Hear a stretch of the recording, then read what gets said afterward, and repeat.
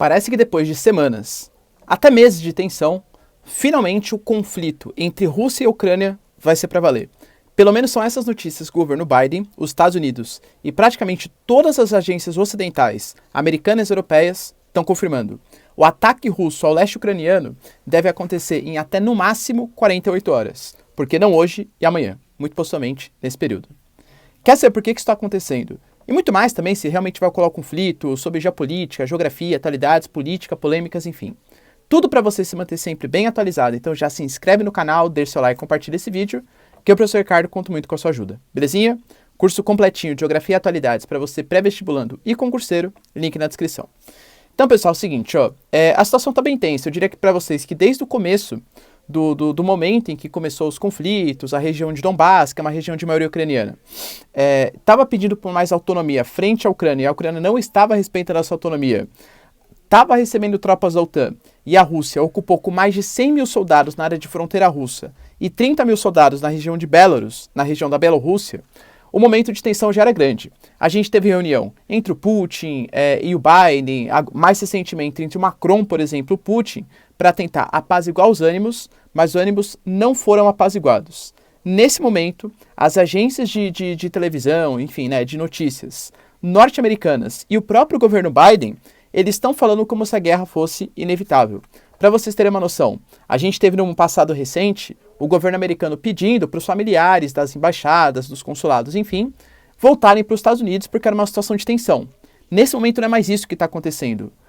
Todos os cidadãos americanos do Reino Unido, enfim, de uma série de países ocidentais, foram convocados a sair do país. Saia da Ucrânia, porque se de fato alguma coisa... Isso pelo Biden, tá? Porque se de fato alguma coisa acontecer, vai ser na Ucrânia, que não é membro da OTAN, isso tem que estar bem claro para vocês, e os Estados Unidos não vão poder fazer nada. Segundo Biden, obviamente a Rússia não teria coragem ou não teria motivo para lançar, por exemplo, um ataque na Polônia. Polônia é um membro da OTAN.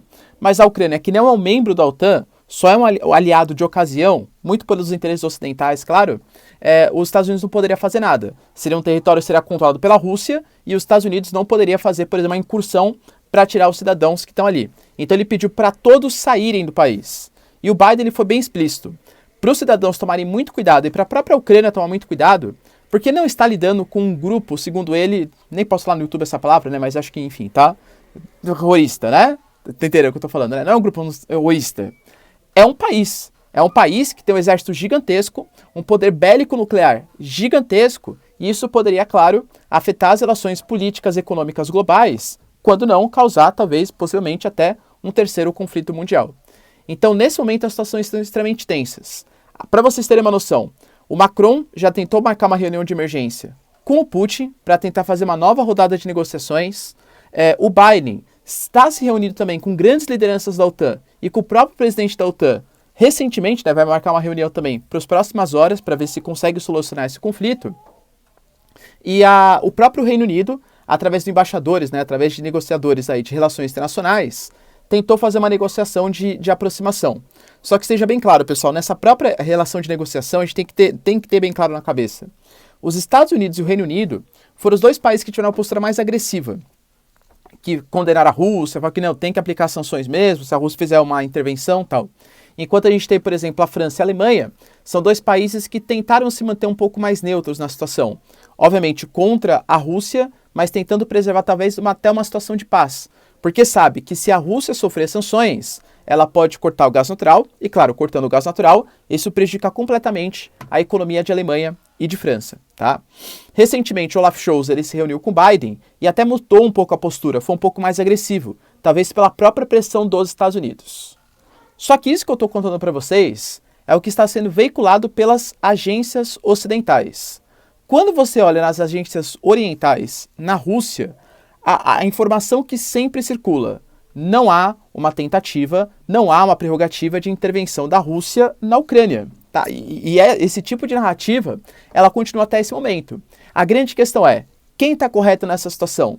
É os Estados Unidos, é a mídia ocidental, que garante que nesse momento até uma intervenção, lembrando que está ocorrendo os Jogos Olímpicos de Inverno, em que Rússia e China são os grandes expoentes, reforçaria ainda mais a posição geopolítica, além do soft power dos Jogos Olímpicos de Inverno.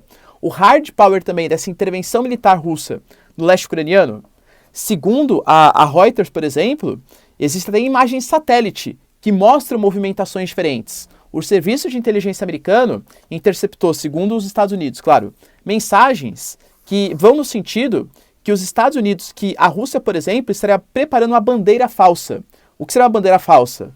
Um suposto ataque ucraniano contra a população russa para mobilizar a própria opinião pública russa em favor de uma intervenção. Uma bandeira falsa, é um ataque falso, um ataque criado só para justificar uma intervenção russa. Muito possivelmente um ataque cibernético. Pô, o que aconteceu em janeiro? Uma série de sites oficiais do governo ucraniano foram atacados. A Rússia pode fazer isso, por exemplo. A Rússia é uma grande liderança mundial na questão de hackers, né? Na questão de tecnologia de informação, tecnologia de comunicação. Ou até mesmo, por exemplo, de mísseis de longo alcance. Então, começar com um ataque, por exemplo, à distância, que motivaria um conflito, percebe? Então, são várias hipóteses que estão sendo criadas.